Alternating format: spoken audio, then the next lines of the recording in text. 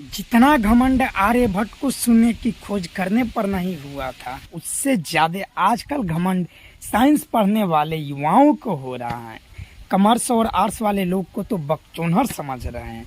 अरे साइंस वाले किस बात की प्राउड हैं?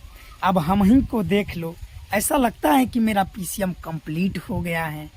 पीसीएम एक इंजीनियरिंग का कोर्स है जिसमें फिजिक्स, केमिस्ट्री, मैथ आता है। अब ऐसा लगता है कि हमने ये तीनों कंप्लीट कर लिए हैं और यहाँ पर खड़ा होकर वीडियो बना रहे हैं। आर्ट्स और कॉमर्स वाले लोग को तो तुम लोग बकचोनहर समझ रहे हो। अच्छा ये बताओ, जो आर्ट्स और कॉमर्स वाले लोग हैं वो क्या केवल पारों के नंबर के चक्कर में पड़े रहते हैं क्या? उसका भी मैथ स्ट्रॉन्ग है। साइंस वाले मशीनवा बनाएंगे तो बेचेगा आर्ट्स वाला और कॉमर्स ही वाला ना।